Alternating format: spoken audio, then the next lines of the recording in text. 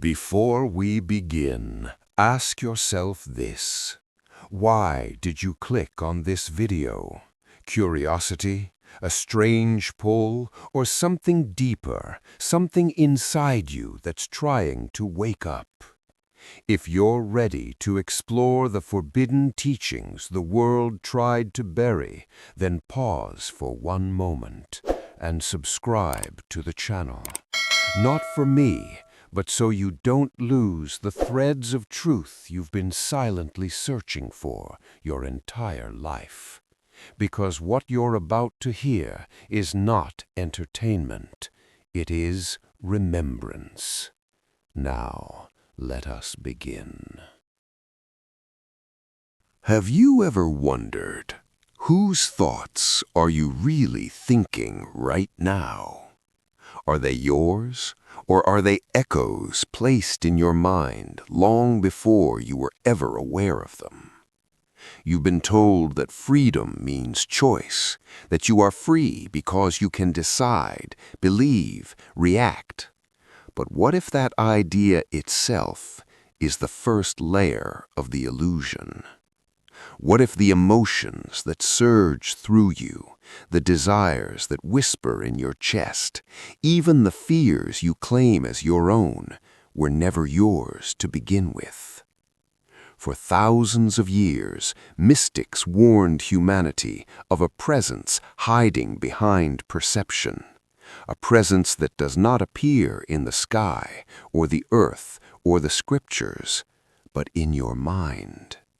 They called them the Archons, and the question you must ask yourself is this: if something could influence the way you think, would you ever realize it was happening? The ancient Gnostics described the Archons not as gods, not as demons, not even as beings, but as distortions of awareness, patterns of perception woven into the fabric of consciousness itself. They don't imprison you with chains, they imprison you with assumptions. They don't control you with force, they control you with forgetting. So ask yourself, have you ever felt fear out of nowhere? Have you ever been pulled into conflict that wasn't yours? Have you ever been consumed by desire you knew would destroy you, but followed it anyway? If so, who was pulling the strings? The Archons thrive on one thing only: your unconscious reaction. They mirror your thoughts, imitate your emotions, echo your wounds, then feed the energy you give them. But here is their greatest weakness, the one truth they cannot survive. The moment you see the illusion, it collapses. To understand the method that dissolves the Archons, you must first ask a question the ancient world tried desperately to erase. Why did the early mystics hide their teachings instead of preaching them openly? Why meet in caves? Why bury their scriptures in sealed jars? Why cloak their knowledge in riddles, metaphors, and symbols? Because they discovered something explosive, a truth so threatening that entire empires moved to silence it. Every human carries a divine spark that no cosmic force can touch. A spark older than the stars, older than the gods of myth, even older than the Archons themselves. But here is the real mystery. If you possess such a spark, why do you feel so small? Why do you feel powerless? Why do you forget who you are the moment fear arises? What intelligence benefits from your forgetting? The Gnostics claimed the world was shaped by an imperfect creator. Not evil, not malicious, but blind. a being called Yaldabaoth, the Demiurge, who believed himself the only god because he could not see the realms of light above him. So ask yourself, if a blind creator made the material world, what else might be flawed within the design? What if the systems you obey, society, authority, beliefs, were constructed not to empower you, but to keep you asleep? The Archons, they said, were his assistants, but not creators, never creators. They imitate, they copy, they reflect, but they cannot generate true light. So here is the paradox. How can something without light keep beings of light enslaved? The Gnostics answered with chilling simplicity. Through deception, through distraction, through illusion, through your attention. Nothing more. Look around you. Everything you believe about yourself, your value, your fears, your limitations originates from outside influence. Your parents shaped you, society shaped you, education shaped you. But who shaped those systems? And who shaped the ones before that? How far back does the chain go? And who stands at the beginning? The Gnostics gave a disturbing answer. The Archons built the architecture of human perception, not by force, but through subtle suggestion, through emotional hijacking, through collective belief. They weave a net around consciousness, one fine enough that even the wise become entangled. But now consider this.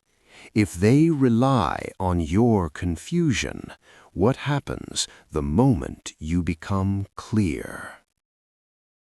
In texts like the Gospel of Mary, the Apocryphon of John, and the Sophia of Jesus Christ, the Archons are described not as monsters, but as states of mind. Darkness, desire, ignorance, false wisdom, judgment, wrath, death's allure, 7 powers that bind the soul. So ask yourself, are your enemies outside you or inside you? Could the battlefield be your own awareness? The Savior's message to Mary was simple. Be courageous, not because the world is dangerous, but because illusion is convincing. Courage, in Gnostic terms, means seeing clearly, remaining present, refusing to identify with shadows. This was the real forbidden teaching.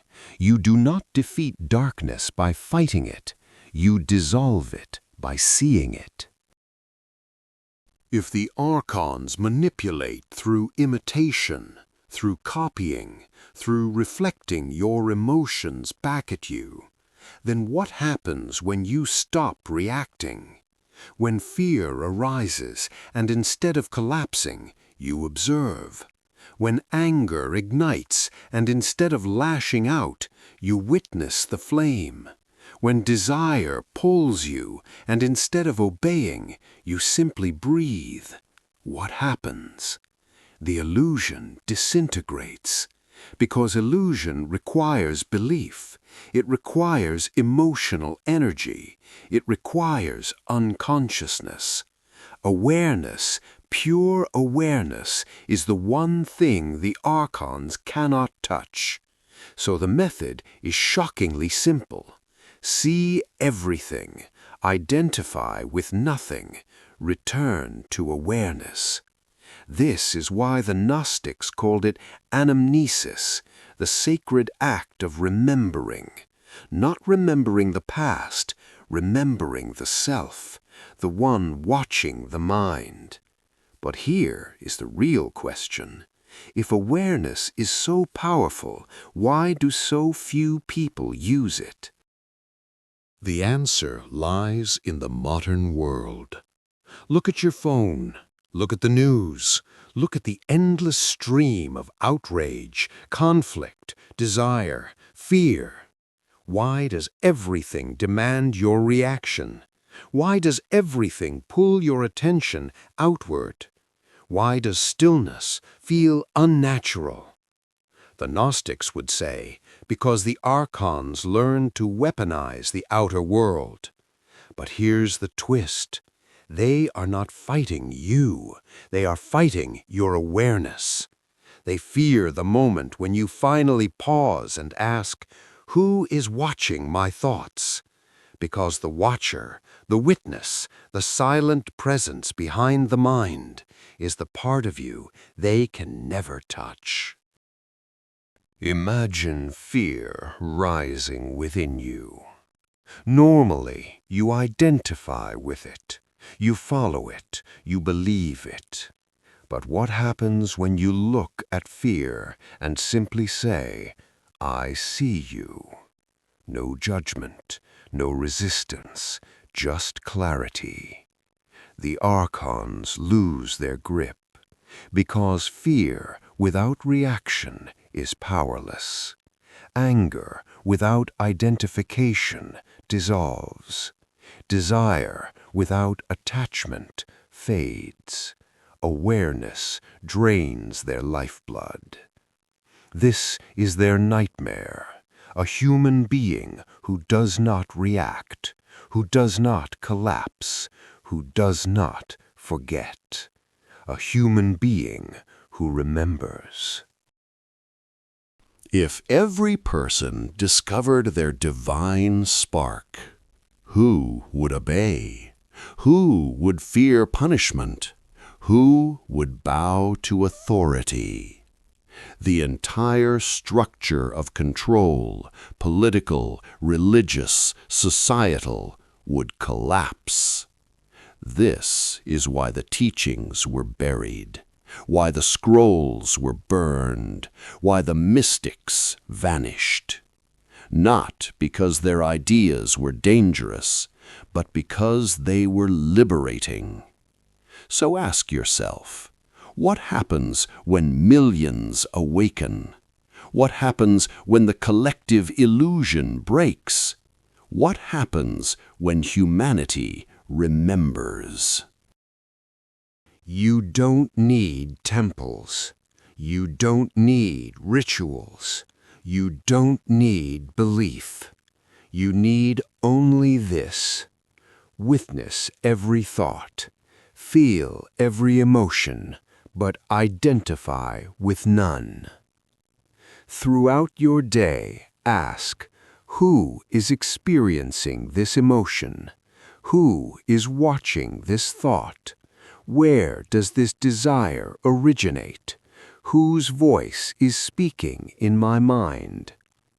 Every question pulls you out of the illusion and back into awareness. And every moment of awareness weakens the archonic field. This is how liberation begins, not with war, but with presence. They do not fear humanity. They do not fear rebellion. They do not fear exposure. They fear the moment you sit in stillness, turn your attention inward, and whisper, I remember the light. Because at that moment, the dream cracks, the veil thins, the illusion collapses, and the spark within you, the one they tried for ages to bury, ignites again. This is the secret they feared. This is the knowledge they suppressed. This is the Gnostic revolution. Not a battle, a remembering. And when remembrance spreads from one soul to another, from one mind to another, from one heart to another, the Archons can do nothing but fade into the light they tried so hard to imitate. So now you know. The Archons were never gods. They were never masters. They were never anything more than shadows feeding on forgetting. And you were never the prisoner, only the dreamer who forgot you were dreaming. Tonight, before you sleep, place a hand over your heart and whisper softly, "I remember the light." If you felt something, a shift, a presence, a spark, that wasn't coincidence. That was you awakening. And if you want to continue this journey, to reclaim every fragment of the wisdom you've lost across lifetimes, then do one thing: subscribe to the channel. Not as a favor, but as a declaration, a quiet rebellion, a signal to the universe that you are ready to remember who you truly are. Because each week we uncover what was hidden, decode what was distorted, and revive the teachings the Archons fear the most. And one day you'll look back and realize this moment was the first step, the spark, the awakening, the beginning of your return to the light.